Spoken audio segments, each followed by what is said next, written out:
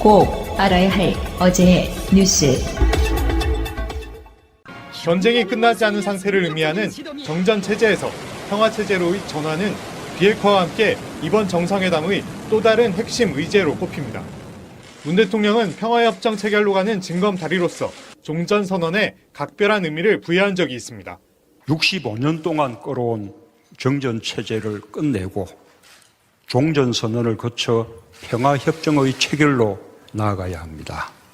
내일 회담에선 적대행위의 종식과 평화체제로의 전환에 대한 남북 정상의 공감대를 확인한 뒤 이를 합의문에 어떤 식으로든 명문화하게 될 것으로 보입니다.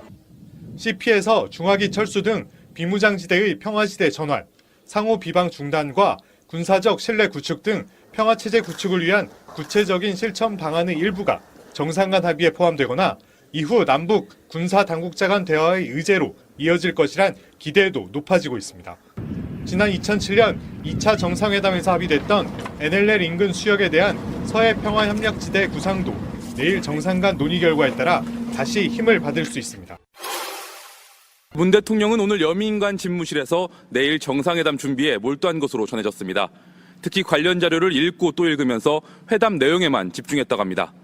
다른 정상회담 때처럼 대역을 이용한 별도의 리허설은 하지 않았다고 청와대는 밝혔습니다. 쑥스러움을 많이 타신 분이라서 여러분들이 생각하는 그런 방식의 리허설은 하지 않았습니다. 김의겸 대변인은 문 대통령은 세계적인 회담을 앞두고 상당한 중압감이 있었지만 막상 내일 회담을 앞두고는 상당히 홀가분해한다는 분위기를 전달받았다고 말했습니다. 세계의 시선이 집중된 회담임에도 청와대가 전한 문 대통령의 이러한 분위기는 취임 후 1년간 남북관계 진전을 위해 빠른 속도로 달려온 만큼 이제 그 가시적 성과를 가늠할 수 있는 때에 임박해서 마음을 비우고 최선을 다하겠다는 심정이 아닌가 생각하게 합니다. 문 대통령은 내일 회담에서 기대되는 내용을 담은 공동 합의문 발표를 이루기 위해 회담의 형식보다 내용에 집중하면서 의제를 면밀히 검토하고 대화를 풀어갈 방법을 세심하게 준비한 것으로 보입니다. 지금은 관저에서 휴식을 취하고 있는 것으로 보이는 문 대통령은 내일 아침 일찍 청와대를 출발해 판문점으로 향합니다. 축구장 크기의 메인 프레스센터 천여석의 자리가 꽉 들어찼습니다. 남북 정상회담 취재에 나선 외신 기자는 모두 869명으로 35개 나라 187개의 매체입니다. 역대 최대 규모입니다. 방송 중간에 좋아요를 눌러주시면 새날팀들에게 큰 힘이 됩니다. 미리 감사합니다. 세이나. 트위터가 진짜 언론입니다. 드루킹과 조선일보의 보도. 조선일보의 보도는 2016년 총선에서 드루킹 쪽 관련이 있는 정치인이 나중에 보수 쪽 대선 후보가 됐다. 네네. 우리 추정은 그럼 유승민 바른미래당 공동대표가 아닐까라고 추정을 드렸는데 공식적으로 유승민 의원실에서 항의를 해왔습니다. 우린 그런 적 없다. 우린 절대 그런 적 없다고 말씀하시니까 그 부분들이 사과를 드리고요. 그 방송 내용으로 보면 유승민 대표를 디스하려고 하는 방송이라기보다는 조선일보식으로 보도하면 보수에도 그런 사람이 있었네라는 식으로 이야기를 드린 부분이었는데 방송에 딱 거기만 잘라다가 제목으로 드루킹과 유승민 달아대면 어쩌라는 거예요. 저는요 지금 이 시간 이후로 새가 나른다 방송을 유튜브에 업로드 하시는 분들 유승민과 드루킹이라고 하는 제목을 달아서 업로드 하신 분들은 당장 내려주시고요. 돈을 버는 것도요. 상도덕을 좀 지켜주시기 바라겠습니다. 제가 여러 번 이야기를 드렸는데 제목을 바꿔가면서까지 방송을 그렇게 업로드 하시는 분들이요. 법적 조치 취한다는 말씀 드리겠습니다. 그때도 말씀드렸지만 저희가 한 번도 저작권으로 이렇게 진지하게 나간 적이 없었기 때문에 확장성 차원에서 그냥 놔뒀었지만 저희 이번에 티셔츠 진행하면서 좀 깨달았어요. 전혀 협조도 안 하고 연대 의식이라는 게 전혀 없고 그냥 방송만 퍼가시는구나. 그래서 이 방송을 유튜브로 듣고 계시는 분들이 꽤 많은 걸로 알고 있는데 새날 공식이라고 검색하셔서 그 채널 외에는 전부 새날을 불법으로 업로드하는 계정이기 때문에 새날 공식으로만 들어주시면 감사하겠습니다.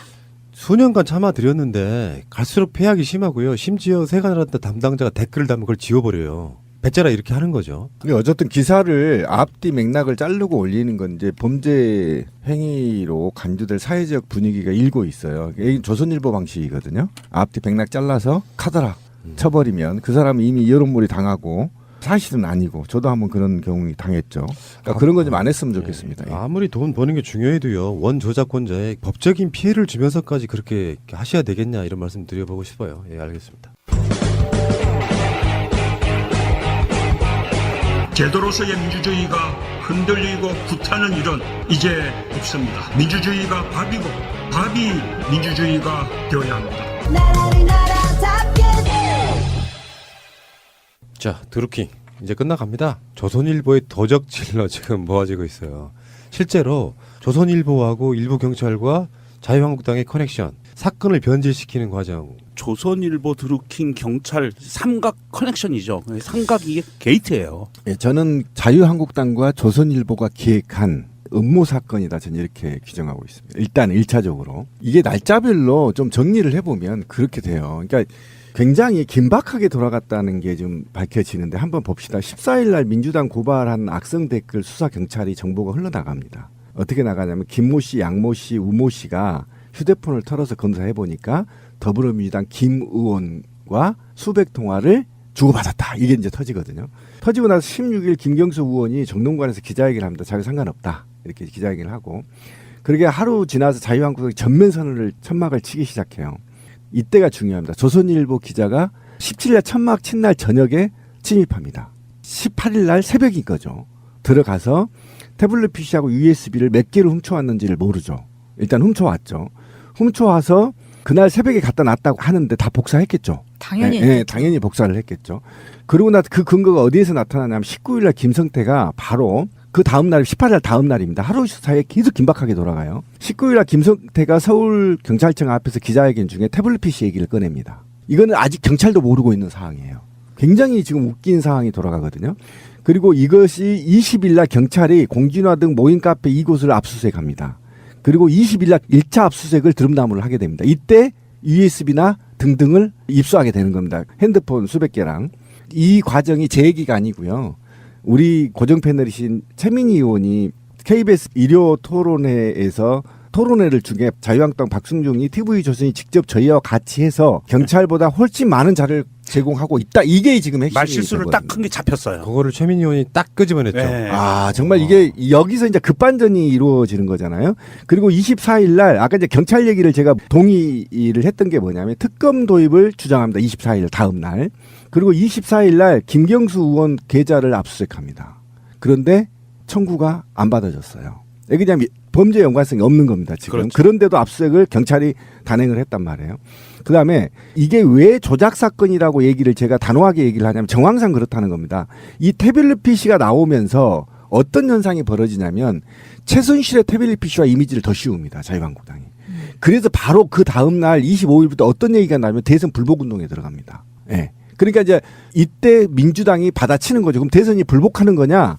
그러면서 꼬리를 내리면서 이제 조선일보 사건이 두각이 되면서 상황이 급반전돼 버리는. 그러니까 결국은 그렇게 2주 동안 삼성의 노조 탄압, 그다음에 주가 조작 의혹 사건 다 물 건너가고요. 각종 이슈들 있잖아요. 우리 남북 회담 이슈 다 물 건너갔고요. 그다음에 가장 중요한 게 국민들이 지금 분노가 일으키는 게 개헌이 물 건너가 버렸습니다. 그러니까 자유한국당의 이 여러 개의 조건을 충족시키기 위해서 미리 사전에 철저하게 기획했다는 게 밝혀졌고 결국은 이 사건이 결과적으로 500만 원만 남거든요. 아무것도 없습니다. 관련성이.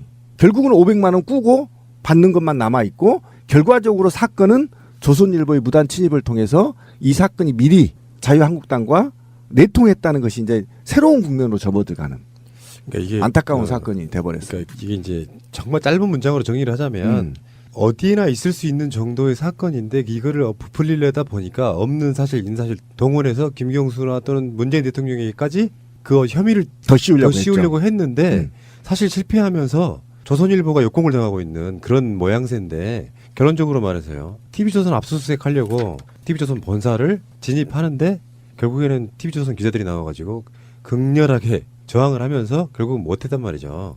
저는 이해가 안 돼요. TV조선 기자들이 왜 그랬을까? 그 유명한 말을 하더라고요.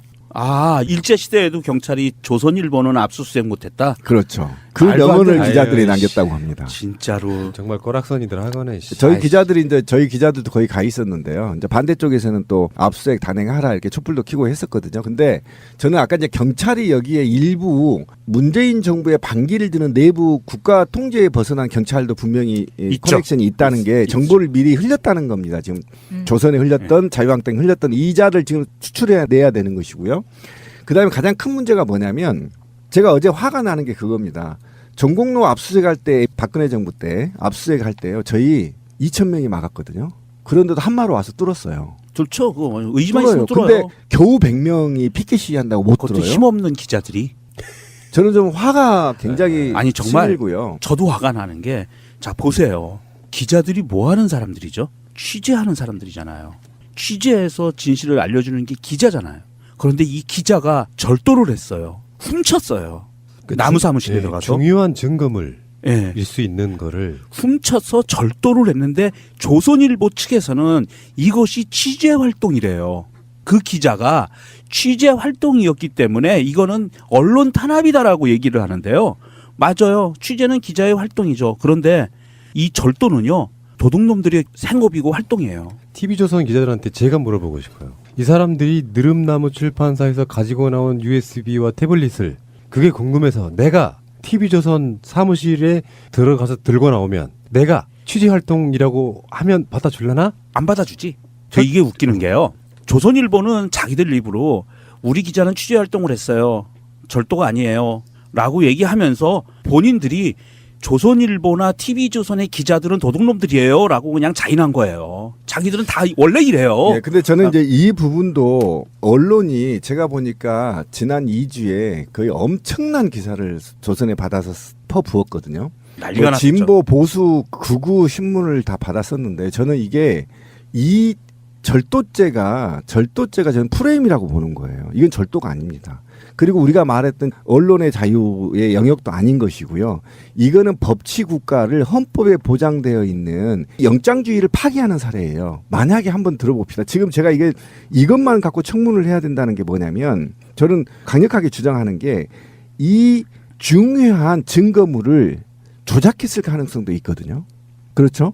그럼 조작했을 가능성도 있고 만약에 기자들이요. 한 10만 개 된다 그러죠. 우리나라 지금 인터넷 기자, 신문사 이런 거 다.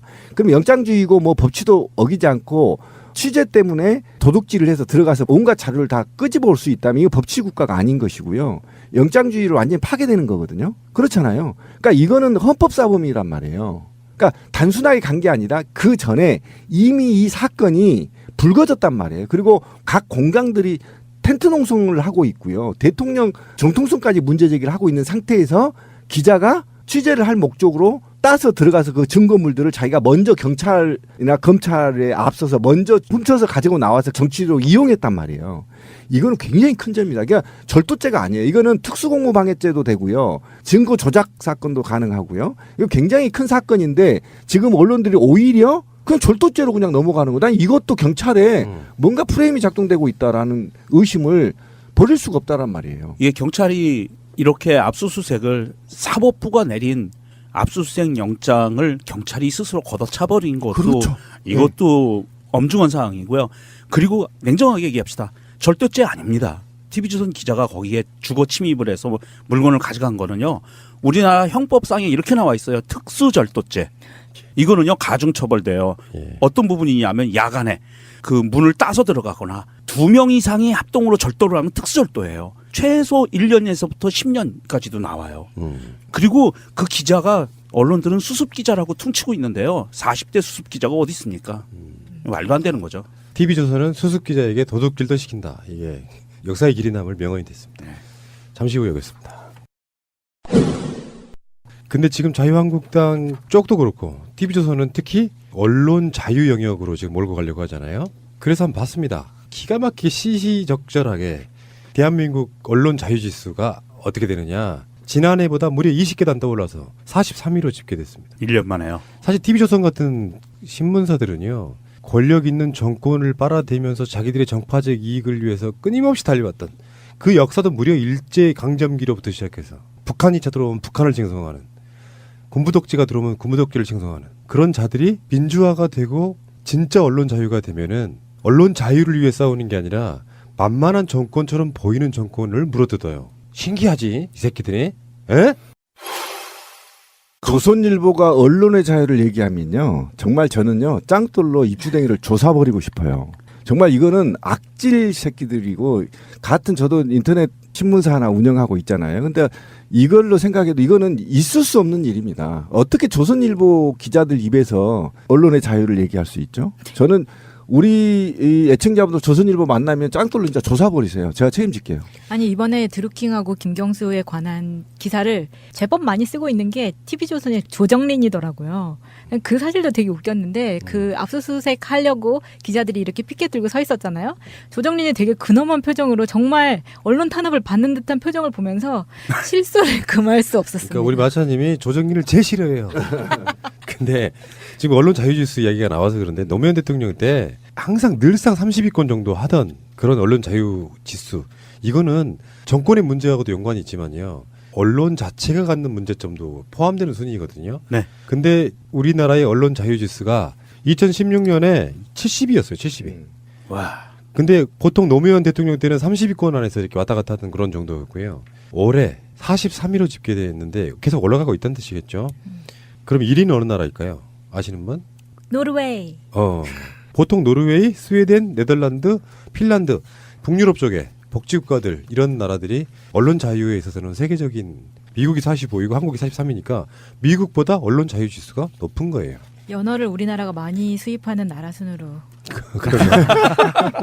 저 연어 좋아해요. 근데 이제 그 언론 자유 지수라는 것이 국경 없는 이제 기자회의에서 하는 건데 좋은 일들 많이 하죠. 근데 이게 이제 권력이나 거시적 측면에서만 이걸 다뤄요. 그런데 만약에 저널리즘의 질적 평가를 같이 이루어진다면요, 조중동 때문에 작살 날 거예요, 아마. 그나마 지금 문재인 정부 들어와서 계속 지금 언론의 자유가 지금 향상되고 있으나 질적 평가가 이루어진다. 우리 한국은 굉장히 조중동 때문에 천박한, 이번에 드루킹 사건 같은 경우는 이런 순위를 거의 뭐 한 100등으로 떨어뜨릴 수 있는 중대한 사건입니다. 그거는 언론의 자유와 전혀 상관이 없는데, 그러니까 이 언론의 자유가 왜 중요하냐면 우리나라에서는 언론의 자유가 그냥 언론인들의 자유인 것처럼 보여지고 있거든요. 그런데 헌법의 3대 권리 중에 하나예요. 그러니까 언론의 자유가. 그러니까 쉽게 말하면 17조에 헌법 17조에 사생활 비밀 자유 침해받지 않을 권리가 있는 것이고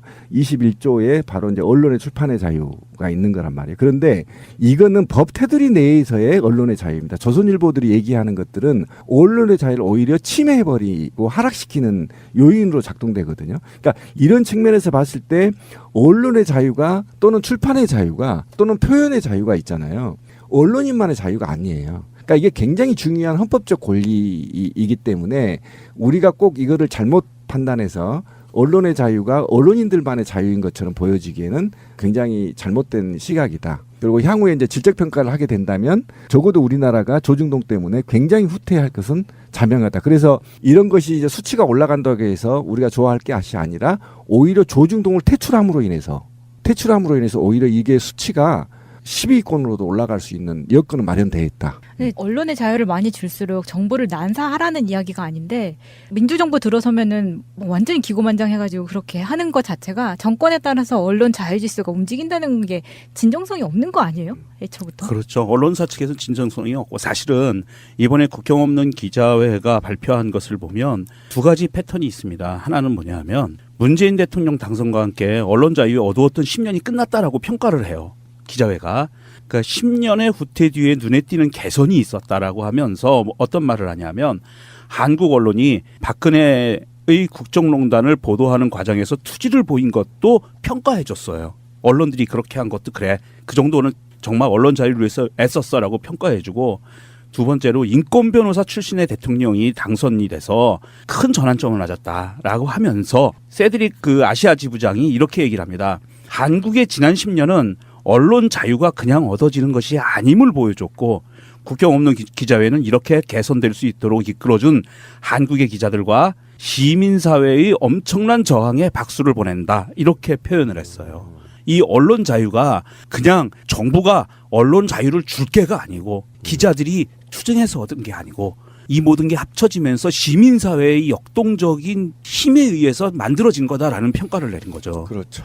그런데요, 지금 이 드루킹 사건의 핵심 중에 하나는 네이버거든요. 네이버가 방치하거나 자기들의 이익을 위해서. 그래서 지금 네이버가 국회에 가가지고요, 네이버 대표가 엄청난 공격받고 막 이런 부분도 있더라고요. 자유한국당도 아웃링크를 요구하고 있는 쪽이에요. 그렇죠, 예. 근데 이제 사실은 네이버를 악으로 놓고 봤을 때는 상대적 선이 다음이잖아요. 다음 같은 경우는 동일 댓글 도배하면 24시간 동안 작성 금지하는 뭐 이런 걸 지금 조치를 취하고 있는데, 저는 이렇게 봅니다. 네이버나 다음은 아웃링크를 통해서 자기들의 영향력이 떨어질까 봐서라도 아웃링크를 제외한 모든 조치를 할 거예요. 계속해서 하면. 근데 결국은 목적으로 보면 포털들의 댓글 자체를 아웃링크로 하는 건 대부분의 사람들은 공감하는 부분 아니겠습니까? 왜냐하면 서로 조작당한다고 느끼는 거예요. 어떤 조치를 해도 불공정하다고 느낀다고. 우리는 옵션 열기들이 훨씬 많은 옵션 열기들이 조작하고 있을 거라고 믿고, 저쪽에서는 정권이 바뀌었으니 지금 현 여당의 조직들도 움직여서 매크로를 돌리고 있다고 믿고,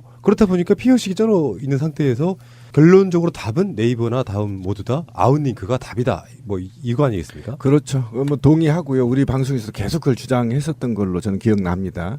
근데 지금 우리나라가 미디어 소비 형태가요, 네이버가 77%로 지금 보고돼 있습니다. 그러니까 10명 중에 7명, 7.7명이 네이버를 통해서 뉴스를 소비한다는 것이고, 그 뉴스의 순위를 보면서 클릭을 한다는 거 아닙니까? 그러면 결과적으로는 굉장히 간단합니다.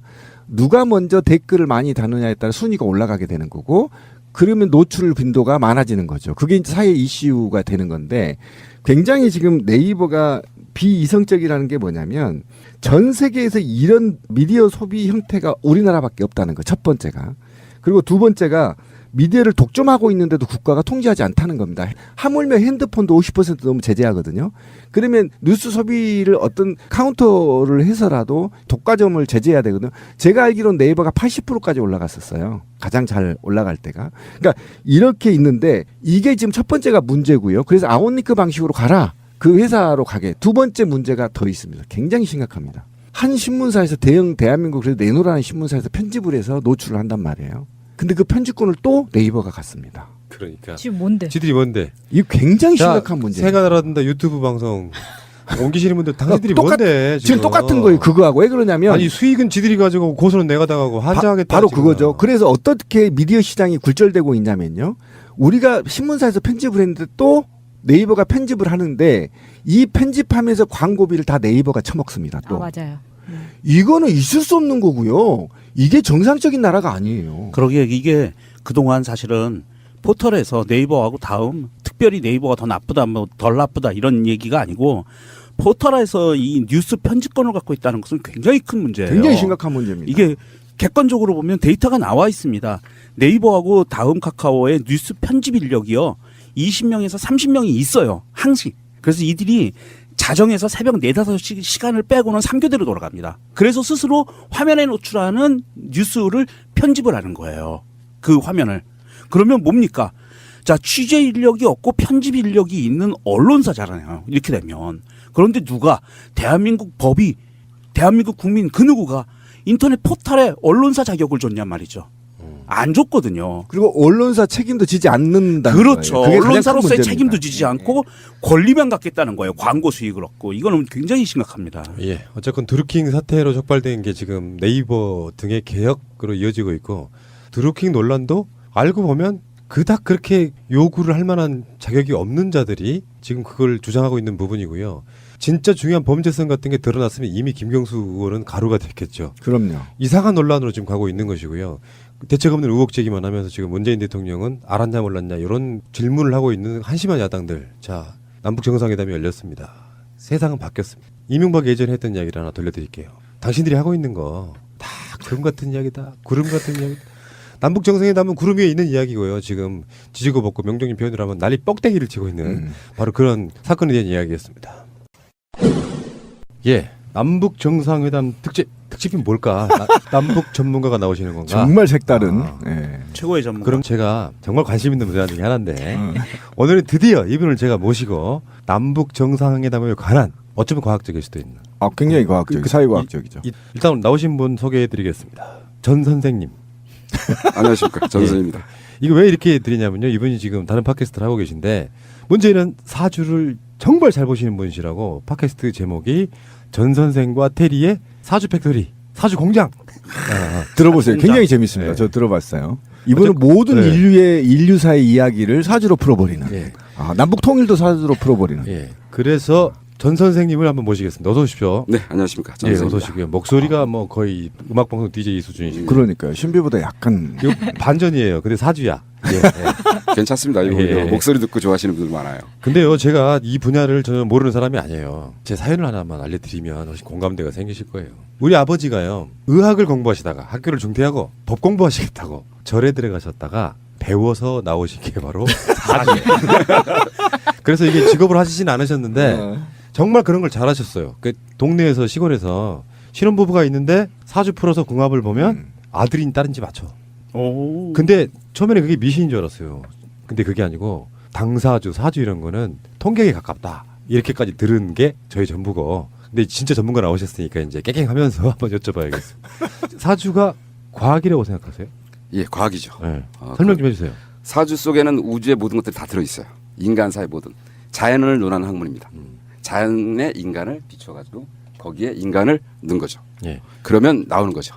여기 이제 사주라고 하는 거에 대한 이해를 좀 도와드리면은 사람이 태어난 연, 월, 일, 시에는 두 가지 글자씩이 들어있잖아요. 10간 12지가 합쳐진 조합된 거. 그 네 글자가 팔자예요. 그래서 사주 팔자 이렇게 보는 거 맞죠? 네, 맞습니다. 정확합니다. 그걸로 정확히 푸시는 건데 이 직업을 언제부터 하신 거예요, 근데? 제가 35 정도부터 했습니다. 카페를 가지고.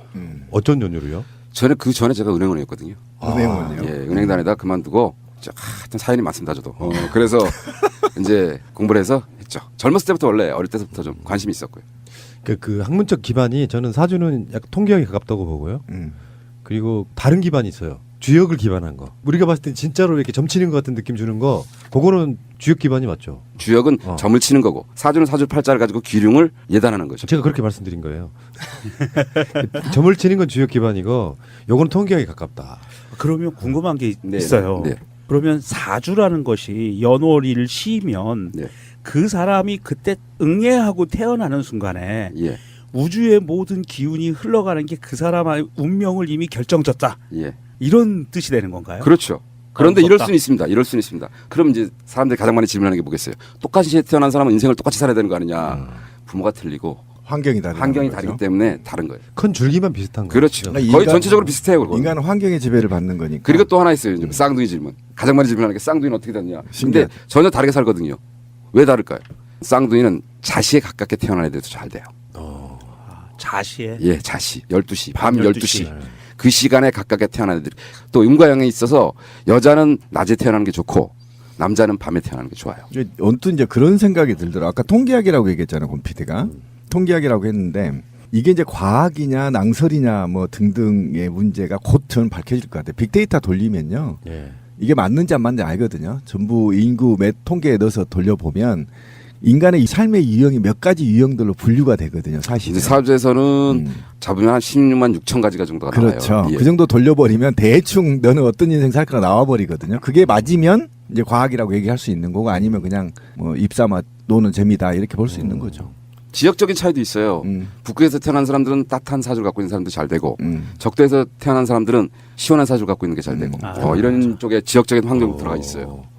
이게 어떤 감성에 의해서 뭐가 갑자기 튀어나와서 너는 뭐 할 것이다 이런 식의 비과학적인 게 아니고 그렇죠. 어떤 데이터를 기반으로 해서 이렇게 사주와 팔자를 가진 사람은 대략 이렇게 산다더라. 물론 그게 안 맞을 수도 있는 거잖아요. 현대는 그리고 옛날에는 직업이라는 게 몇 개 없었잖아요. 부모의 직업에 따라서 내가 결정이 돼요. 부모가 양반이면 나도 양반. 직업 세습이니까. 그렇죠. 예. 근데 지금은 그게 아니잖아요. 그러니까 수만 가지로 변할 수가 있는 거죠. 자, 기대가 크죠, 여러분. 자, 통일로 가봅시다, 그럼. 자, 알겠습니다. 잠시 후 오겠습니다. 이게 남북 정상회담 특집이잖아요. 네. 혹시 지금 김정은 위원장하고 문재인 대통령의 사주를 풀면 어쩌면 남녀관계처럼 궁합도 나오는 거 아니에요? 네네, 그렇죠. 예. 자, 지금 풀어보신 걸로만 따지면은 일단 남북 정상회담 나가는 날 이 방송이 나가거든요. 하는 날. 근데 그거를 이제 지금 진행되고 있는 것과 방송이 나가는 것과 이렇게 비교를 해보면 재밌는 그런 재미가 있을 거예요. 분명히. 그렇죠. 일단 예. 일단 두 분의 사주와 궁합과 남북 정상회담을 한번 쭉 한번 풀어줘 보세요. 일단 지금 문재인 대통령하고 김정은 사주를 보면 올해 같은 경우는 그 문재인 대통령 같은 경우는 딱 4, 5, 6월 달에 결과를 만드는 게 딱 좋아요. 그다음에 김정은 위원장 같은 경우는 올해 명예가 괜찮게 돼요. 명예. 예, 명예니까 오늘 상 받는 운이 있어요. 제가 그 전에 문재인 대통령도 올해 상 받는 운이 있다고 한번 얘기를 한 적이 있었고요. 그러니까 두 분 다 받을 것 같아요. 전체적으로 봐서. 예. 무슨 말인지 알겠어요. 예. 트럼프 같이. 예. 트럼프 사주 보셨어요? 그 봤죠. 봤죠. 욕 많이 먹었습니다. 그래요. 그럼 일단은 네. 하나씩 한번 풀어볼까요? 네. 문재인 대통령 사주는 원래 대통령 될 팔자였습니까? 아니요. 아니요. 세상이 만들었죠. 아니, 더 영화 같은데? 그러네. 예, 세상이 만든 거예요. 반전이다, 세상이. 반전. 예. 이분 같은 경우는 뭐 돈을 탐하거나 돈복도 별로 없어요. 예, 그 다음에 돈복도 복잡해요. 그 마지막에서 명예라는 게 딱 들어와서 만든 거예요. 사람이. 이게 내는군요. 예, 이게 내리죠. 제가 볼 때도 돈복은 없으신 것 같아요. 예, 돈복 없어요. 그럼 김정은 위원장의 사주는 어떤 사주예요? 김정은 위원장의 사주를 보면 이게 다 학자 사주예요. 학자 사주예요. 말 되네. 되네. 유학파잖아 이 양반. 아니 유학파고 인품이 좀 있어요. 있어요. 예, 네, 아주 인품. 있어요. 아니 인품 있어요. 웃지 마요, 진짜로. 우리 정북들 아주 물 만났구나 아주. 이분이 딱 학자 사주인데 태어난 게 네 집 아들로 태어나갖고 그러네. 팔자 그렇게 된 거지. 이해하시죠? 이분은 사주를 딱 풀어보면 명예라든가 인성 이거 되게 중요시 여겨요. 그래요. 자, 그러면 어쨌든 남북 관계는 순풍이네요. 그렇죠. 사주로만 보더라도. 예, 사주를 보더라도 거기다 순풍이죠. 트럼프까지 던져놓으면 예. 3자 상까지도 받을 수 있다. 이렇게 네, 된다는 네. 얘기. 그러면은 궁금한 게 사실 우리가 걱정스러운 것 중에 하나가 남북 관계가 잘 가는데 네. 예전에 왜 TV조선 같은 데서는 뭘 했냐면은 김정은 위원장의 건강 걱정을 해주시더라고 그분들이 그렇지. 막 고혈압 있을 것 같다고 막 그러는데 생명도 좀 이런 사람들은 좀 길게 살아야 남북 관계가 오래 유지되는 부분이 있거든요. 네. 사주에도 보통 생명 같은 게 나오잖아요. 이분 같은 경우는 좀 나중에 좀 아플 수 있어요. 그러니까 아프다는 표현이 병을 얻을 수도 있고 예, 다르게 해석할 수도 있다는 걸 알아두십시오. 예. 근데 그 기간이 좀 길죠. 이제 통일과는 좀 통일에 악영향을 미치는 건 아니겠죠. 일단 일단은 다 이루어지고 일단은 기간이 길어지니까. 별 걱정들 다 합니다 우리가 지금. 걱정 많이 합니다 지금 이게. 왜 그러면 인류 마지막 남은 분단 국가가 통일에 기로에 서 있는데 인류사가 아니겠어요? 70만 인류사가 다 보고 있는 거예요 지금 인류가. 문재인 대통령 어때요? 건강. 그러니까 저는 문재인 대통령의 관상을 보는데 이분 굉장히 오래 사실 것 같아요. 그러니까 왜 그러냐면 김대중 대통령하고 노무현 대통령이 일찍 돌아가셨잖아요. 그렇다 보니까 민주 세력 쪽에 어른이 없었던 형태로 지금 이명박근혜 기간을 거쳐왔거든요. 그렇죠. 문재인 대통령은 퇴임 이후에도 좀 오래 사셨으면 좋겠다가 솔직히 생각이거든요. 오래 사세요. 보니까 이분은 또 재밌는 게 약 먹으면 약발이 잘 들어요.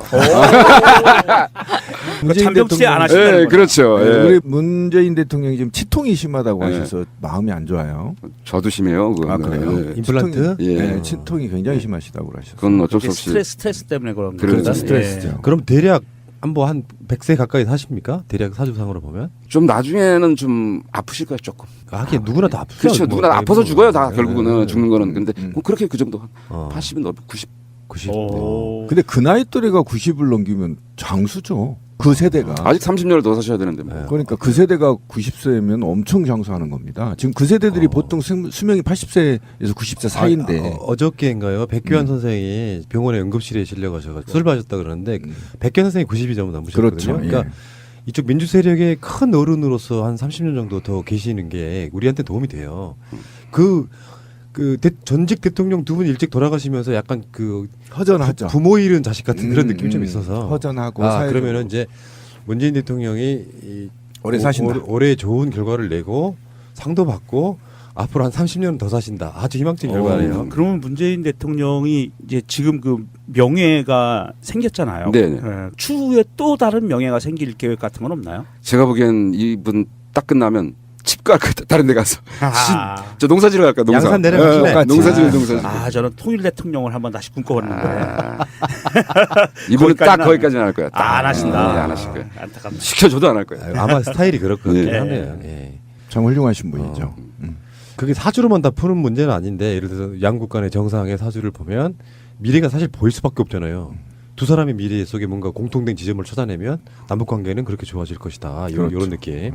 굉장히 좋네요. 지금. 오늘 그 정상회담 하는 날 나가는 방송이다 보니까 많은 분들이 정편이나 공중파나 팟캐스트나 똑같은 말 하고 있잖아요. 우리는 완전히 다른 걸 하기 위해서 지금 우리 전 선생님을 모신 거예요. 역시 새날이다. 뭐 이런 거죠. 우리 방송에 나온 게스트 중에 가장 특이한 분 나오셨어요.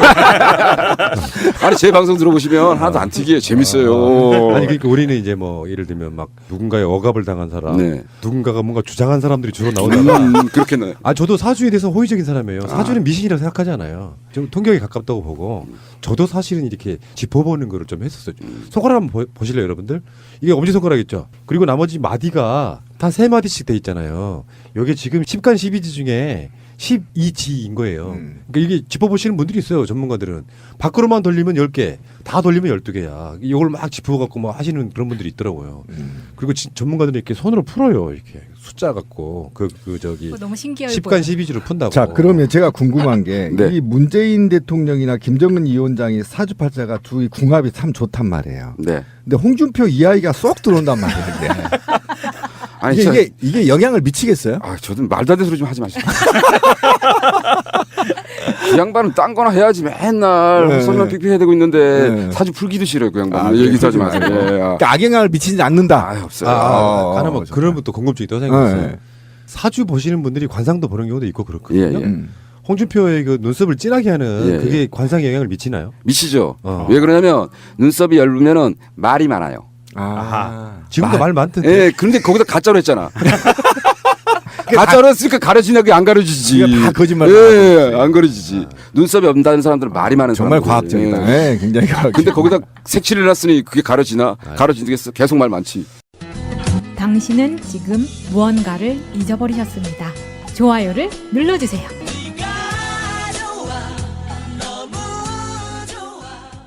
우리도 지금 고수가 앞에 앉아 계시는데 궁금하잖아.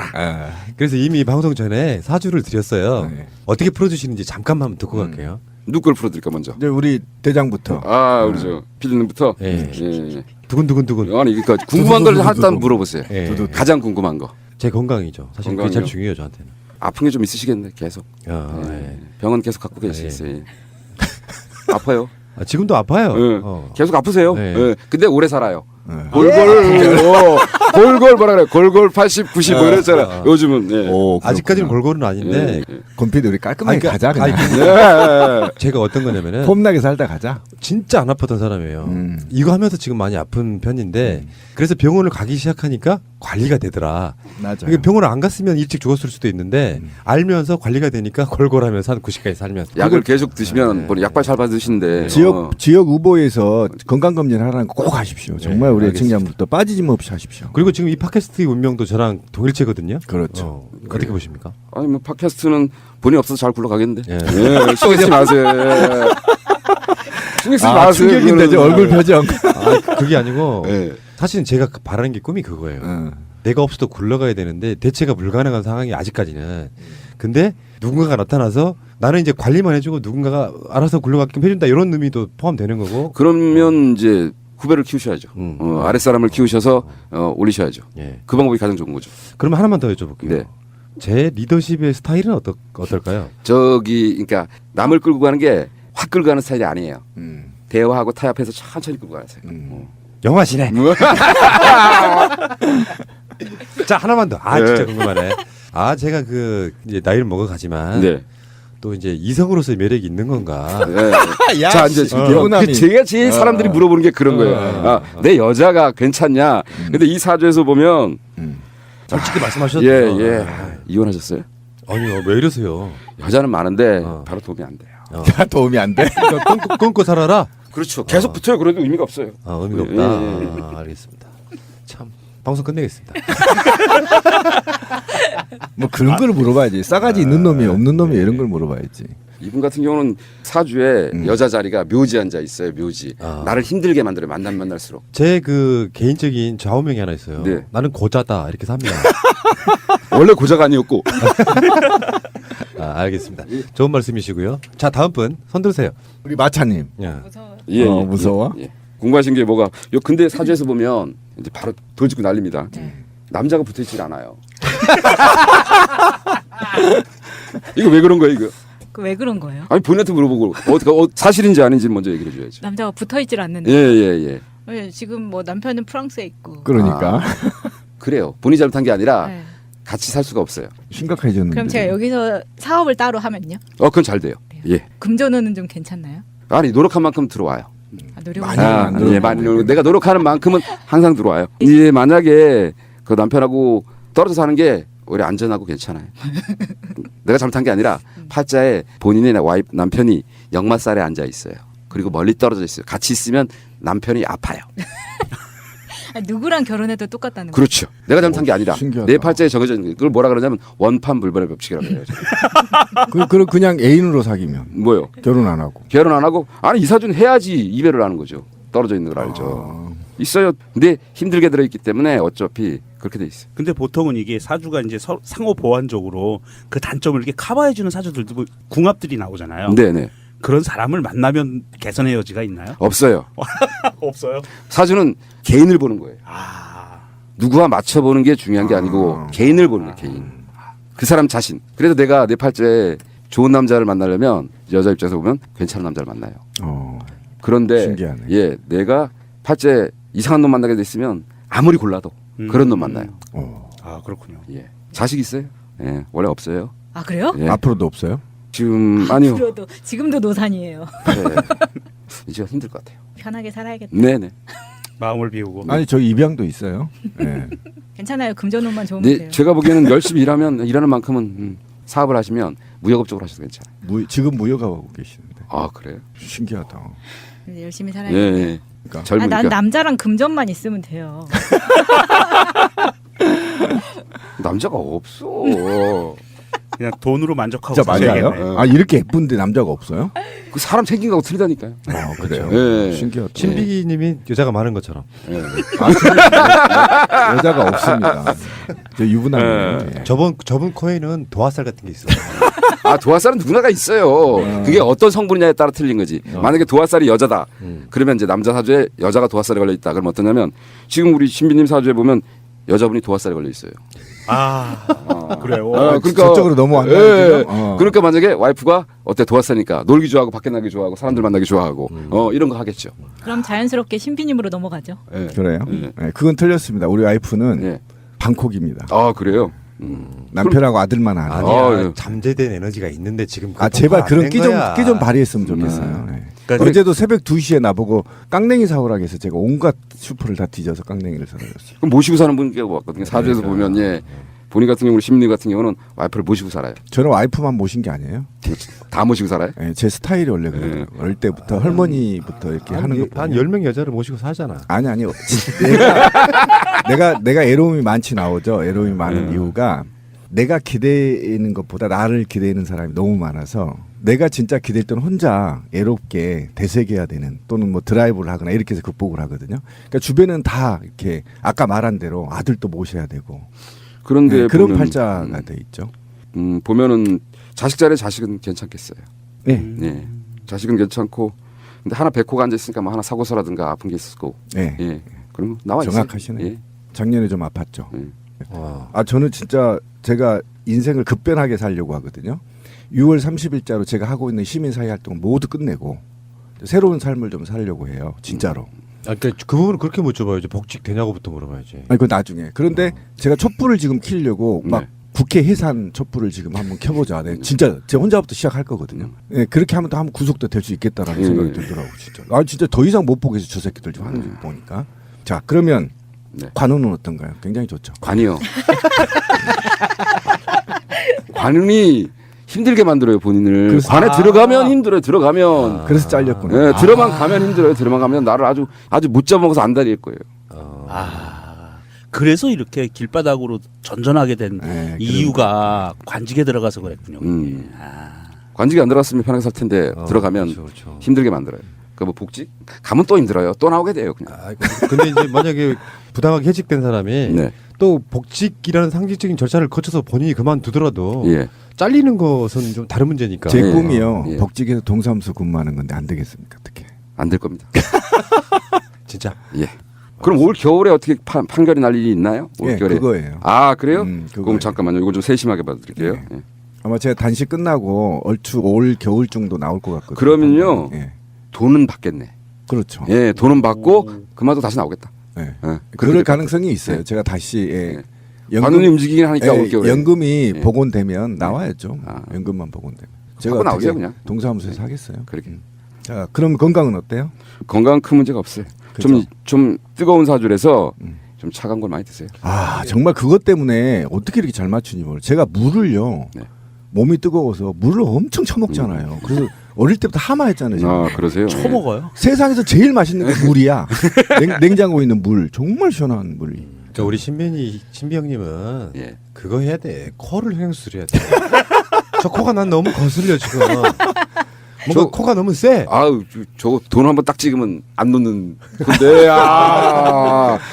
돈을 딱 감춰놓으면 절대 안 나오는 돈인데. 요복은 좀 어때요? 예? 요복은 그 와이프가 그 양반 은근히 저런 게 있다. 그 와이프가 예, 예. 돈 들어가면 안 나오는 스타일이에요. 아. 부부가 똑같겠네 그러면. 아니 저는 안 그래요. 네, 그래요? 저는 돈이 있어 본 적도 없고 남아 있질 않아 돈에. 이 사주에서는 그냥 별 활동성이 없어요. 조용히 그냥 활동성 없이 그냥 그러면서 늙어가는 거예요. 그럼. 받아들여. 자, 그다음에 100년 해로 하겠네요. 아 와이프하고 뭐 이유는 없어요. 이 사주. 굉장히 실망하는데 표정이. 아니 굉장히 와이프하고 100년 해로 한다니까 실망하고 굉장히 있어 지금. 굉장히 사이가 좋아요. 네, 굉장히 사이가 좋습니다. 그러니까 쇼인대 부부잖아. 아니 그렇진 않아요. 우리는 아니 사주 좋은데 괜찮아. 모시고 살기 때문에 괜찮아요. 여자를 모시고 사는 사람들이 제일 편한 거예요. 뭐라 가는데 안 몰아진다. 이게 핵심이에요 그게. 여자를 모시고 살면 남자는 제일 편해요. 네, 굉장히 편해요.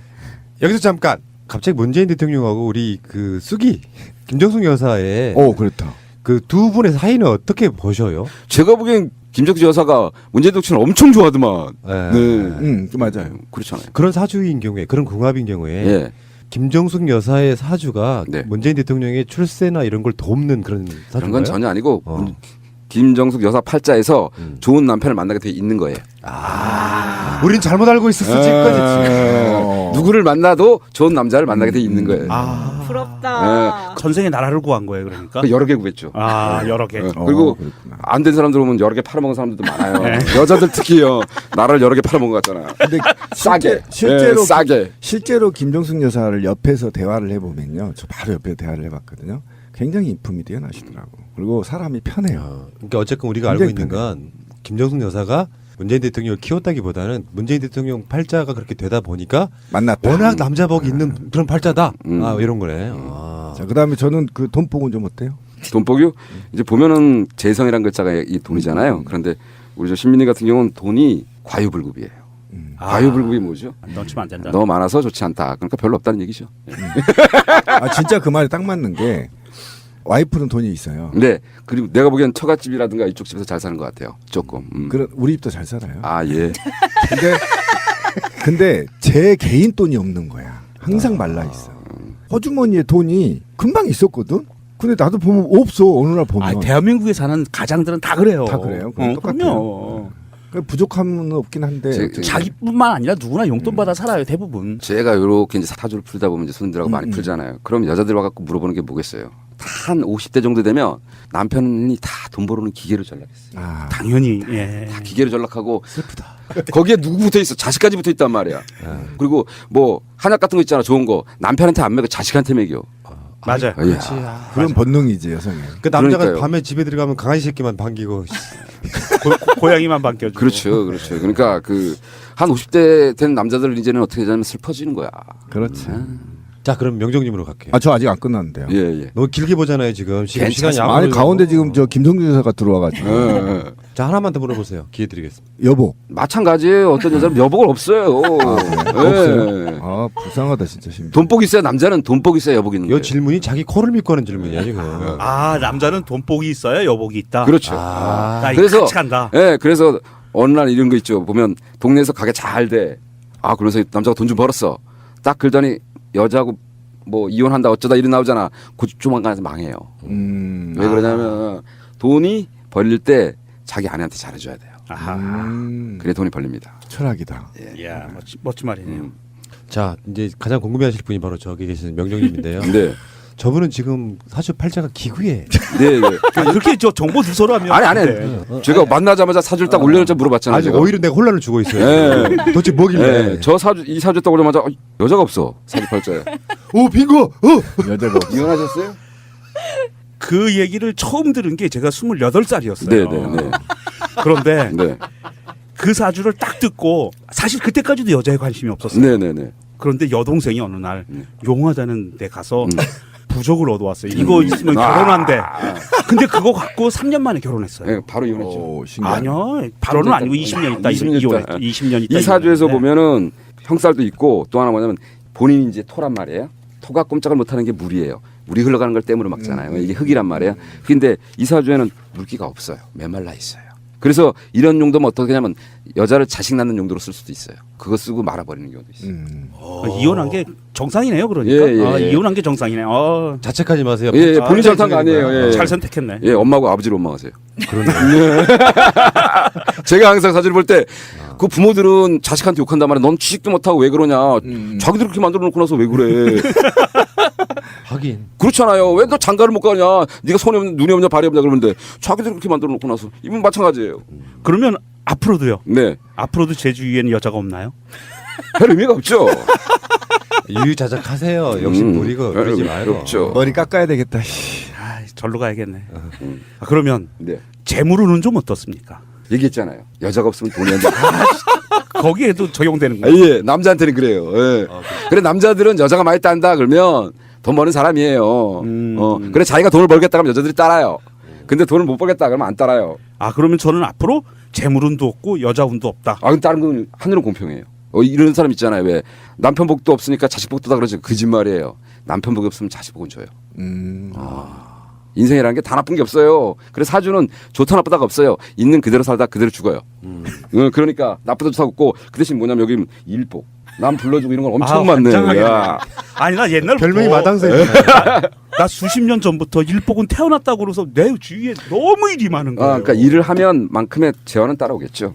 그런데 이건 잘 안 따라와요. 그러니까 공짜로 해주고 막 해줬더니 맞아요. 처음에는 뭐 줄 것 같이 했더니 기권했더니 사라져버리고 왜 어떤 회사가 또 다 열심히 해줬더니 그 회사가 그 다음날 부도났어 뭐 이런 거 있잖아요. 그래서 제가 부도났어요. 두 번이나 부도났어요. 그러니까요. 그러니까 사업을 하지 마시고 일만 하세요.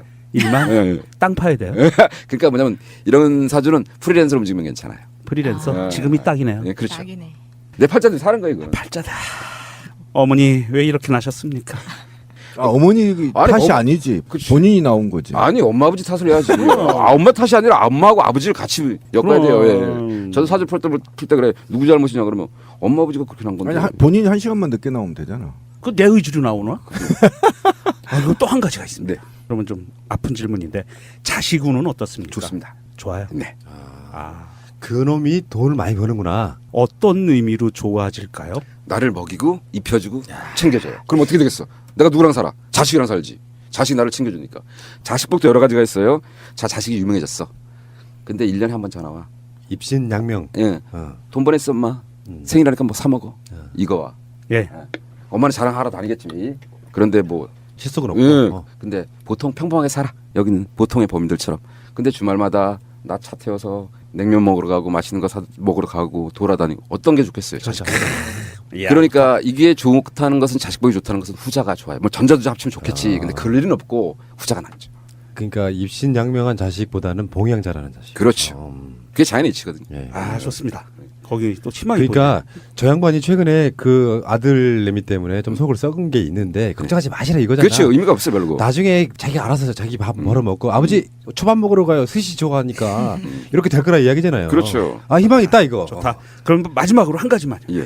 계속 물어보셔도 돼요. 다른 거 해야 되니까. 제 건강과 수명은 어떻게 할 것 같습니까? 돈 없는 사람들 오래 살아요. 똥칠할 때까지. 예, 돈 없는 사람들 오래 살아요. 나라의 혜택을 받으면서 오래 살아요. 참 불행스럽다. 나라의 혜택을 나라의 혜택을 역시 받으면. 나는 문재인 대통령 찍기 잘했어. 나라의 혜택을 받아야 돼. 우리 새놈 다 별 볼 일 없네 지금. 그러니까 돈 없고 여자 없고 오래 산다. 그렇죠.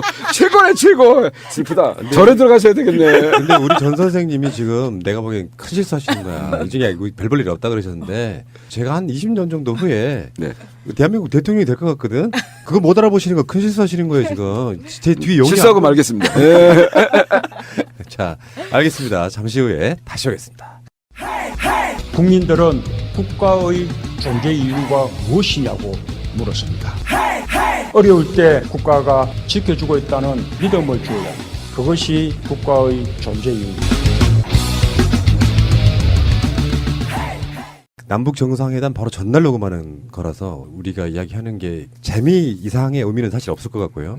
사주 팔자를 보지 않더라도 어느 정도 예상이 되는 측면이지만 저는 지방선거랑 관련한 질문을 좀 드리려고 해요. 네, 네. 다 하자면 시간이 끝도 없으니까 네. 수도권에 있는 3명의 후보하고 예.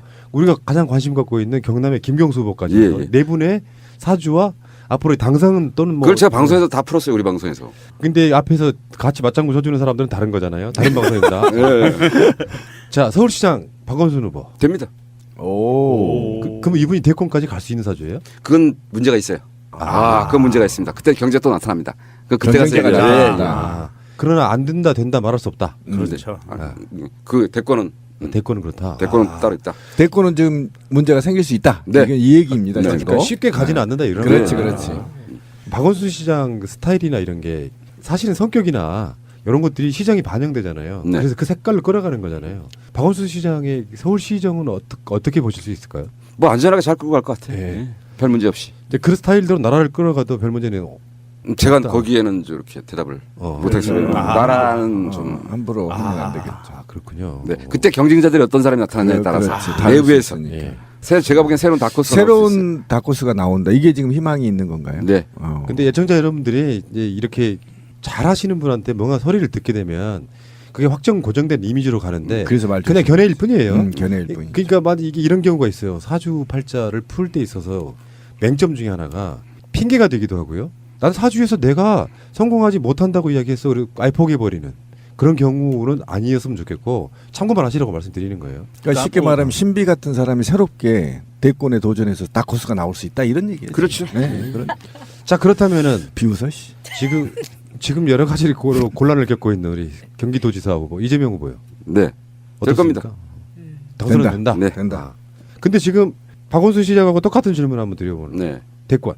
이분도 조금 경제가 나타난다니까요. 새로운 경쟁자가. 새로운 경쟁자가. 누굴까? 이게 쉽게 되진 않는다. 예, 이게 예. 정치는 생물이라. 그렇지. 지금 당장 보면 지난 대선에서 뛰었던 뭐 본선까지는 안 갔습니다만 미리 포기했던 박원순, 뭐 이재명, 뭐 안희정은 이미 포기가 된 거고 네. 그런 사람들이 4년 후에 대권 도전할 거라 생각해 보지만 또 누군가가 나타나요. 신기하게 그렇죠. 그런 측면이 있는 거죠.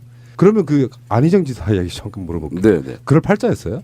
예, 아주 제가 보기에는 우린 그럴 팔자였죠. 그 사주에 보면 보이지 않는 것들이 움직이는 것들이 많아요. 뭐 이런 표현하기 좀 그렇지만 어떤 끼 이런 게 보였던 거죠. 네. 저도 그렇게 봤어요. 그래갖고 제가 언젠가 한번 그 세 분의 사주 누구야 그 안희정하고 그때 그 우리 저 문재인 대통령하고 그다음에 이재명 해갖고 이제 누가 대통령이 되겠냐라고 풀었을 때 그런 얘기를 했어요. 제가 좀 문제가 있다. 대단하시네요. 그 유튜브에 다 올라와 있어요. 알겠습니다. 그러면 이제 상대적으로 이분들에 비해서 유명하지는 않지만 네. 사실 이번 지방선거에서 인천이 굉장히 중요하거든요. 굉장히 중요하죠. 박남춘 후보 혹시 보신 적 있어요? 없어요. 이게 한번 보시죠. 그쪽으로는 내가 인천 쪽으로는 별로 안 친해서 예, 이렇게 서로 풀어본 적은 없어요. 근데 지금 수도권에서는 저쪽 그러니까 보수 세력 쪽에 세도 만만치 않은 곳이 인천이라서 이분은 어떨 것 같은지 어떤 느낌적 느낌만 좀 말씀해 주시면. 지방선거는 뭐 저기 경상도 빼놓고 다 이기지 않겠어요? 제가 생각엔 그러면 그렇다 이런 예. 말씀해 주신 거죠. 전체는 분위기도 그렇고 사적으로 볼 때 올해는 빨간색은 지는 거 없어지는 걸로. 그러면 이제 김경수 후보를 제가 봐야죠. 여쭤보기 전에 네, 네. 이런 거 있거든요. 정치인들이나 또는 지방선거 나가는 뭐 광역 후보자들이거나 네. 저분은 아무리 봐도 뭔가 좀 특이하다라든지 저분에 대해서는 뭔가 관심이 간다라든지 그런 후보나 정치인 없으세요? 정치인인데 저는 지금 지방선거에 나가시는 분들 중에서요? 꼭 아니면 그게 아니라도 그게 아니면 향후에 중요한 인물이 예, 될 수도 저는 있다. 지금 국무총리를 좀 이낙연 총리. 나이가 꽤 많잖아요. 나이가 많은 거하고 뭔 상관이 있어요? 그런 부분이 아니라 어제 우리가 밥 먹을 때 그런 얘기를 한 적이 있어요. 이낙연 총리도 굉장히 유력한 대선 후보가 될 수 있겠다. 위기 관리 같은 거 잘하잖아요. 그 사람은 어때요, 팔자는? 보진 않았어요. 맞다. 그런데 그럴 수 있다. 예, 그럴 수 근데 있다. 관심이 가는 예, 상이다 이런 예. 말씀이죠. 네. 이제는 뭐 이렇게 전투적으로 싸움하는 사람이 아니라 관리형으로 보듬어주고, 예, 싸움하고 뭐 이런 거 말고 이런 투쟁이 아니고 이제는 관리하고 화합시키고 이런 분이 좀 필요해요. 옛날 혼돈의 얘기로- 시대를 지나서 안정의 시대로 안정의 가야지. 시대와 예. 관리의 시대로 가야 옛날 얘기로 하면 이제 치세는 성분이 필요하다 이런 그렇죠, 의미죠. 그렇지. 예. 자, 그럼 김경수 후보로 한번 가볼까요? 네. 김경수 후보가 이번 지방선거에서 가장 중요한 핵심 후보 중에 하나가 됐거든요. 지금 그렇죠. 어떤 논란들 덕에. 김경수는 어떻습니까? 괜찮습니다. 당선 가능할까요? 제가 그건 이제 그때 우리가 질문이 그런 데 많이 들어오잖아요. 그래서 점을 쳤어요 그때는. 가끔 답이 안 나올 때 점을 쳐요. 딱 근데 걸리더라고. 된다고. 된다고. 희망이네. 얼마 차이 안 나고 된다고. 얼마 차이 안 나고 이기는구나. 이기긴 이기네. 지금 근데 이 전 선생님 같은 경우는 이게 굉장히 어려울 수밖에 없는 위치인 게 뭐냐면은 만약에 나온 대로가 나왔는데 안 된다고 나오면 이건 방송으로 말을 못 하는 거야. 그렇죠. 그런 부분도 있죠. 예. 그런 거 없으신 거죠. 그냥 네, 나온 없어요. 그대로 말씀하신 없어요. 거예요. 김경수 후보의 그 인상은 어때요? 그러니까 얼굴 전체 상이 보면 착한 범생이 같잖아요. 네. 네. 아, 그대로. 근데 그런 착한 상으로 범생이. 혹시 대선도 가능할까요? 그런 상으로? 그건 좀 아직 설명할 수 없다. 시기의 문제다. 시기의 문제다. 근데 신기한 게 얼굴 상도요 변하더라고. 변하죠. 아주 부드러운 상이 어쩔 때는 야수처럼 변하기도 하고 정말 야수였던 상이 부드럽게 변하기도 하고 그 변하는 경우도 있죠. 있죠. 야, 그렇게 된다 그러면 다음 대선이 외람된 말이겠지만 박원순, 이재명, 다코스 거기에 이제 경수가 낄 수가 없다는 얘기네. 네. 아, 시기가. 그 시기는 나이도 아니고 이제 있고, 그 나이도 다음이나 있고. 다음 정도 아마도. 저는 좀 성급했었나 봐요, 제가. 예. 그러면 이제 지금 임기를 무사히 잘 마치고 몇 달 안 남은 추미애 대표는 어때요? 그러니까 추미애 대표가 갖는 어떤 느낌적 느낌은 대표적인 여성 정치인으로서 사실 어느 한 축을 차지해야 되는 부분이 있거든요. 네. 어떤 세력 속에. 근데 자기 그보다 못하는 것 같아요. 자기의 세력을 좀 많이 크지를 못하는 것 같아요. 네. 자기만의 색깔이 좀 약한 것 같아요. 근데 그런 정치는 여성 정치인이 좀 하긴 힘든 부분도 있어요. 남성 정치인들은 이렇게 끈끈한 연대 같은 걸 통해서 친목 잘 다지는데 여성 정치인들은 예를 들어서 당무 또는 최고위원회에 나와서 땅땅땅 하고 어떤 사적인 교류 같은 걸 잘 안 하면 인맥 만들기 좀 힘든 부분도 있고 그런 거죠. 그걸 뛰어넘어야 이제 앞으로 좋은 결과가 있을 것 같기도 하고. 뭐 지방선거 전체로 봤을 때는 네. 압승 예상되는 그런 네, 부분이 있나요? 압승입니다. 근데 가장 중요한 경북은 안 물어봐요. 사실 제가 후보를 잘 몰라서. 경북이. 네. 그쪽은 하나는 경북 아마 걔네들이 가져가지 않을까. 빨간색이요? 네, 빨간색 애들이. 그래요. 경북, 대구, 경북 둘 다. 예. 거기만 빼고는 사실은 전멸시킬 것 같은데. 싹쓸이 가능하다. 이거는요, 그 나온 어떤 운세 이런 걸 떠나서 이런 기운으로 가면 진짜 그렇게 되더라고. 생각만 해도 좋아요. 지도가 파란색으로 덮이고 저쪽에 빨간색 조금 섬나라 있는 거. 걔네들 독립 안 하나요? 독립 좀 시켰으면 좋겠어요. 아, 위험한 발언이세요? 저 일본으로 보내면 돼요. 자유당만. 그렇죠. 자유당만. 당만 버리면 되는구나. 저하고 좀 같은 거예요. 저는 삼국 시대로 다시 갈라져서 연합정부로 만들자. 아, 그것도 괜찮은 생각이. 백제 신라 고구려 해가지고. 그러니까 이건 이제 뭐 정치적 분석이나 과학을 떠나서 그런 거 있지 않습니까? A라는 정치 신인이 있다고 쳐요. 유망하고 사회적으로도 명망이 있는 사람인데 어느 당에 들어가느냐에 따라서 완전히 달라지는 게 있잖아요. 네, 그렇죠. 그 당이 갖고 있는 어떤 기운이 있고 그 기운이 안 맞는 사람도 근데 있고 우리나라 정치가들은 보면 멀쩡하다가 어느 당에만 들어가면 이상해지더라고요. 그런 경우 많죠. 예, 많죠. 그러니까 민주의식이 계속 이렇게 고양되는 쪽으로 트레이닝 되느냐 아니면 어그로 쪽으로 트레이닝 되느냐에 따라서 나중에 시간이 지나고 나면 김성태처럼 되고 홍준표처럼 되는 거. 긍정의 에너지를 내는 게 아니라 계속 부정 에너지만 내는. 그러니까 반대를 해야지 자기들 세력을 끌고 올 수 있으니까 그런 생각을 하는 거죠. 자기들끼리만 모여 있으니까 그래요. 정치적인 어떤 과학적 분석 또는 이런 것들까지 포함해서 지금 우리 전 선생님의 이야기까지 들으니까 뭔가 마음이 너무 좋네. 예, 훈훈해져요. 통일도 좋고 상도 받고 우리 또 세 분이 상도도 받을 수 있다고 하고. 그리고 문재인 대통령의 그 사주가 4, 5, 6에 결실을 맺는다. 네. 아, 짜릿해요. 거기다가 또 다 또 이긴다고 하고. 우리 전 선생과 테리의 사주 팩토리. 여러분들 까먹었지? 시간이 한 2시간 정도 지나고 나니까 기억들 하시고요. 이렇게 좋은 얘기 해주시는 팟캐스트 한번 구독도 좀 해보시고 가서 한번 들어보시고 뭐 그러셨으면 좋을 것 같고요. 재밌겠네요. 아 그렇죠. 그러니까 그쪽에 관심 많은 분들 난 요즘에 깜짝 놀란 게 방송하다 보면 이제 여러분들을 만나기도 하고 그런데요. 사주 팔자 이런 거를 좋아하시는 분들이 젊은 층이 굉장히 많더라고. 예, 젊은 층이 많이 듣죠. 근데 그게 막 목매시면 안 되고 저는 그렇게 생각하거든요. 막 목맨다기보다 뭔가 좋은 기운이나 에너지로 쓸 때 정도에 쓰는 게 낫지. 그렇죠. 내 인생이 그냥 정해져 있다고 생각하면 사는 의미가 뭐 있어. 맞습니다. 이건 굉장히 중요한 건데요. 제 인생에 앞으로 남은 인생에 돈도 없고 여자도 없고 길게 살지만 프리랜서로 내가 하는 만큼 돈을 벌면서 살고 자식 복이 있다. 그렇죠. 얼마나 좋아요. 얼마나 미래가 보장되는 거잖아요. 아 좋아요. 자식한테 잘하면 되는 거죠. 네 맞아요. 그러고 보니까 저는 좋은 얘기를 못 듣고 지금 끝날 것 같거든요. 우리 다 그래요 지금. 그러니까 골골해서 오래 살긴 하는데 뭐 돈 잘 버는 것도 아니고 여자도 없고 뭐 오래 산다 그랬잖아요. 오래. 저 좋은 거 하나만 알려주세요. 저는 남들이 인정해 주잖아요. 맞다.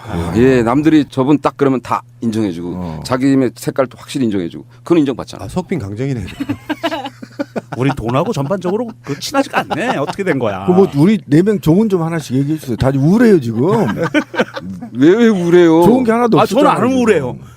아니 돈 없고 여자 없고. 이분 열심히 일하면 된다 얘기를 했잖아요. 그렇죠. 내가 무역이라 이런 거 하면 그렇죠. 돈이 된다라고 얘기했잖아요. 그거 하시면 되고. 예. 그다음 본인은 부인하고 백년해를 하고 백년해를 보시고 살고. 그렇지. 그러면 된다. 근데 지금 비웃잖아요. 모시고 산다면서. 저 양반은 뭐 그러니까 신비주의 제 양반은 막 꿍꿍이가 있는 거야. 듣고 싶은 얘기가 안 나왔어. 그 원래 그래요. 우리 다 그런 거잖아. 상담을 하다 보면 네. 부제목으로 길을 묻는 그대거든요. 예. 그럼 사람들이 이제 진로를 막 물어봐요. 어떻게 될까? 그럼 이제 어떤 사람이 자기는 교수가 되고 싶은데 시간 강사만 계속 하고 있는 거야. 근데 사주팔자 보니까 안 되겠어. 관복이 없어서. 그러니까 그거 안 된다고 얘기를 했단 말이에요. 돌직구거든. 안 되면 된다 했더니 막 댓글에다 테러하고 막. 근데 제가 일이 많잖아요. 지금. 예, 예, 일복이 많은 건데 언제나 없어질 것 같아요. 시발. 그런 건 없어요. 죽을 때가 일만 많아. 일 많아요. 사주가 외국인한테도 통하나요? 똑같죠. 지구에서 태어난 사람 다 똑같아요. 그러겠죠. 그리고 사주를 볼 때 그 나라에서 태어난 자꾸 어떤 사람들은 한국 시간으로 변하는데 필요 없어요. 그냥 그 나라에서 태어난 그 시간대로 그냥. 우주의 시간으로 예, 계산하니까. 그러면 처방도 주셔야죠. 일을 안 하려면. 일을 안 하려면요? 처방 그런 게 그거는 있어요. 부족이잖아요. 부족. 아니 자기가 타고난 대로 살아요. 제가 이제 가장 많이 하는 게 뭐냐면 우리 이렇게 아스팔트 사이에 완한 흙 있는 데서 거기서 꽃이 피잖아요. 예, 예. 그 꽃이 땅을 원망할까요? 그냥 살다가 명언 나오네. 딱 날리고 가는 거예요. 너무 철학적이다. 그게 사주팔자죠. 예, 예. 너무 그 철학적. 꽃의 사주팔자. 사주팔 그렇죠. 바꾸려면 어떻게 바꿔? 바꿔야죠. 엄마 뱃속으로 다시 들어가야 되는데 그걸 어떻게 바꿔? 못 바꾼다. 못 바꾸죠. 태어난 우주의 시간인데. 어쨌든 전 6월 30일자 모든 일을 안 할 거예요. 그러니까 예를 들어 내가 팔자를 바꾸겠어. 내가 의지로. 내가 아까 부모님으로부터 받은 사주만 생각해 보니까 나도 아빠인데 그러니까 명종님이 그 자녀분 자식복에 대한 얘기 물어보신 것처럼 제 딸내미가 이제 초등학생인데요. 네. 그러니까 사실은 그 레벨에서는 최고예요, 얘가. 네. 머리 좋고 공부 잘하고 네, 네. 전부 다. 네. 근데 제 느낌적 느낌은 얘는 뭔가 굉장히 성공할 것처럼 보여. 물론 네. 초등학교 때 다 그렇지. 네, 그렇죠. 근데 제가 자식복이 기본적으로 있는 사주예요, 아니면 없는 사주예요? 자식복 있어요. 있어요? 네. 딱 하나 있거든요. 뭐 혹시 그 내가 모르는 어디에서 잘하고 있는 애가 하나 있을까? 근데 그 자식복 탓하지 말고 존나게 투쟁해가지고 복지국가 만들어서 국가 덕을 보자고. 오케이? 저도 그런 생각이긴 해요. 존나게 투쟁하자고. 우리 그러고 있잖아요. 그러니까 꼬맹이한테 뭐 공부해 이런 말 안 하고 꼬맹이 장래희망 마을버스 기사 좋아 그런 거 중요해 계속해서 이렇게 북돋아주는 그런 느낌이고 공부해란 말 지금까지 단 한 번도 안 해봤어요. 그래서 제가 항상 그런 거야. 학교 나가면 가끔씩 질문하는 게 그런 거예요. 학교 다니는 게 재밌니? 이게 딱 유일한 질문 정도인데 약간 좀 이야기가 좀 새는데 공부는 제가 봤을 때는 부모가 물려준 머리. 예. 공부는 머리예요. 부모 머리에 따라가는 거니까 공부 못하는 건 못한다고 애들 탓하지 마십시오. 그렇죠. 누구 잘못이야? 아빠 잘못이야. 아빠 엄마 잘못이야. 그걸 왜 애들한테 탓해? 맞는 말씀이에요. 맞는 말인데 부모들은 다 누굴 탓해? 자식을 탓해. 네가 공부를 안 해갖고 친구를 잘 만나서 지가 머리 나쁜 생각 안 하고 친구 탓하는 거지. 머리 나쁜 탓 안 하고. 자, 남북 정상회담으로 다시 돌아가겠습니다. 그러면은 홍계관이라고 혹시 들어보신 적 있어요? 홍계관이라고 유명한 점을 치는 역사적 인물이 하나 있어요. 한번 찾아보세요. 홍계관이라고 있는데 이분의 이야기를 들어보면 세조 때 이야기인데요. 이분이 사주랑 약간 좀 달라요. 눈이 안 보이시는 시각장애인이셨나 봐요. 근데 너무나 유명하니까 이 사람을 불렀다가 세조가 이제 그 사람 테스트를 하는데 그 상자 같은 데 안에 뭘 집어넣고 이게 뭐냐고 물어요. 그러니까 그 뭐냐고 묻는 답을 쥐가 있네요라고 말해요. 그럼 몇 마리냐라고 물어요. 그러니까 쥐가 3마리 있다고 이야기해요. 근데 너 가짜구나라고 이 사람을 목을 쳐버려요. 근데 그 죽임과 동시에 쥐새끼 배를 갈랐더니 새끼가 있었던 거예요. 뭐 이런 거 있잖아. 그런 것처럼 홍계관 같은 사람의 그 다룬 야사에 보면 이런 게 있어요.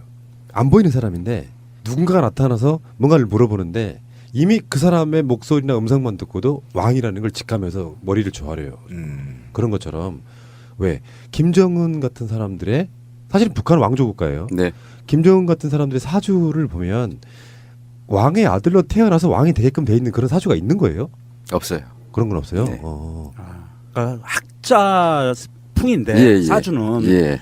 사실은 김정은이 이렇게 북한의 최고 지도자가 될 운명이 아니었어요. 주위에서 만들어준 거죠. 그렇죠. 거의 막내급이라 유배당하고 권력에서 그 옛날에 조선시대 철종처럼 강화 유배당했듯이 스위스로 유배됐었는데 어찌어찌 하다 보니까 첫 번째가 된 거예요.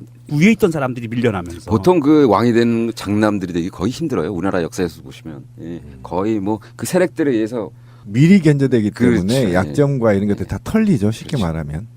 그리고 우리나라 그 재밌는 어떤 별단 군인들 있잖아요. 1, 2등 나온 사람들이 별 못 따라요. 그거 신기하죠. 육사에서요. 예, 예. 집중 견제되는 부분도 있을 예. 거예요. 그리고 똑똑한 사람들을 안 뽑아요. 일부러.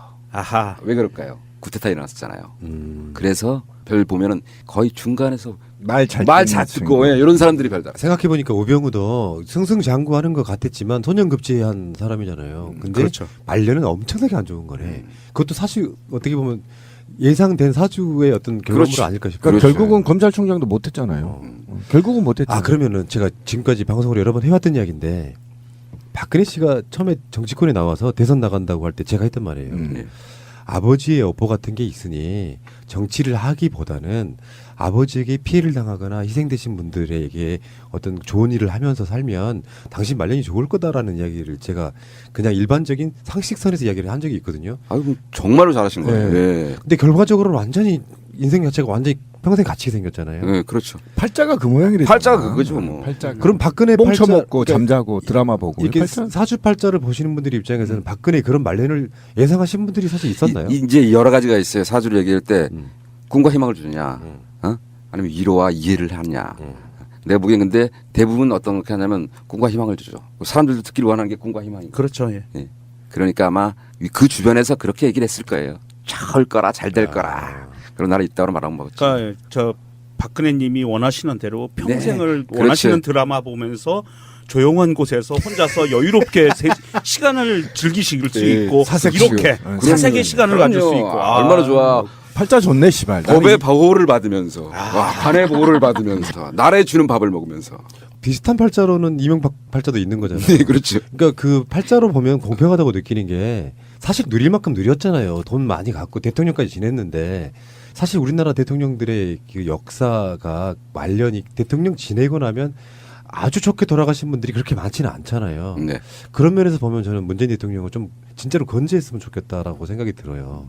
어떤 권력을 딱 잡고 나니까 저쪽의 프레임대로 뭐 정치 보복이다. 그래서 이명박근혜가 갇히는 거에 대해서 그렇게 몰아가긴 하지만 그건 사실 자기들이 살아오면서 만들어 놓은 업보를 자기들이 갖고 있는 거잖아요. 지금. 그렇죠. 그런 측면인 거죠. 우리가 우리나라 사람들 제일 좋아하는 게 권성징악이잖아요. 근데 사실 그런 거 없거든요.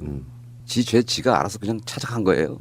꼭 나쁜 일 있으면 좋은 일 있고 신데렐라는 없고 다 없어요. 그냥 있는 그대로 살다 그냥. 근데 어느 순간인가 한국 사회가 현직 대통령이 전직 대통령의 비리를 캐서 국민들한테 밝혀주는 것이 하나의 관례처럼 돼 있었어요. 그래서 지금 악순환이 계속되는 거죠. 아니 근데 걔네들이 잘못한 건 많잖아요. 그건 사실대로 한 거죠. 그러니까 어쨌든 그런 패러다임이 계속 반복되면서 있도 없는 죄를 있다고 더 씌워서 모략을 하거나 이런 게 이제 비일비재해지면서 정치가 혼잡하게 된 거지. 저는 이제 사주라는 걸 보면서 문득 이게 뭐 미신이라고 생각하는 사람이 있을 거고 통계로 생각하는 사람이 있을 텐데 나는 다른 면에서 한번 봅니다. 순리라고 생각해요. 순리. 자연이치. 자연의 이치에 순응하면 순리대로 사는 거지. 근데 그것이 이제 드러내주는 그 쌤팔자라는 것도 있는 거잖아요. 간단히 말하면. 네, 쌤팔자 있죠. 네. 그런 사람들은 결론적으로는 모진 풍파를 거치는 거고. 그러니까 대통령 됐다고 그래서 그 사람 인생이 행복하거나 성공한 게 아니라 뭔가 내가 살고 싶은 인생에 맞게 어느 정도 이루며 살았느냐가 중요한 거지. 제가 아까 조금 전에 말씀드렸지만 그 꽃이 귀한 건 어떤 게 더 귀해서 아스팔트 사이에서 그 조그만 흙에서 뛰어난 꽃이 더 이뻐요. 어디 꽃집에서 자란 꽃보다 그런 꽃이 더 이쁘고 더 소중해요. 인생도 마찬가지예요. 어디에 있든 내가 뭘 하든 내 팔자대로 살면 그냥 또 빛나고 예, 빛나고 잘 살아요. 누가 잘했니 나쁘다 좋다가 없어요. 사주는 좋다 나쁘다가 없어요. 그러니까 신비는 젖병이 까고 일만 하라는 거죠. 예, 열심히. 이게 사주나 팔자를 이렇게 이거 푼다고 하는 게 맞죠? 네. 예, 이게 막 푸시면서 네. 궁금한 것 중에 하나가 이제 특이한 분들 있잖아요. 진짜 특이한 분들. 네, 네. 우리가 좀 들어서 이렇게 설깃할 만한 재미있는 분들 네. 한두 분만 소개 좀 해주시면 어떨까요? 정말 이 사람은 기억에 남는다. 지금 말씀드렸을 때 기억에 딱 남는 분이. 아, 이런 경우가 있었어요. 제가 이제 처음 와서 얼마 안 됐는데 누가 찾았어요. 양복을 딱 빼입고 찾아가지고 사주를 딱 보니까 결혼을 못 하겠어. 아, 그래서 좀 이렇게 꿈과 희망이 없어요. 바로 당신 결혼 못 하겠는데 그랬더니 책상은 없더라고요. 오. 책상은 없고 막 부시르고 난리가 났어. 그러니까 결혼 못 하지. 예. 그런 성격 때문에. 그러고 나서 이제 그럼 내 자기가 결혼하고 다시 오겠대요. 와라 그럼 내가 복채를 다시 돌려줄게. 이자가 붙여갖고 돌려줄게. 아직까지 안 왔어.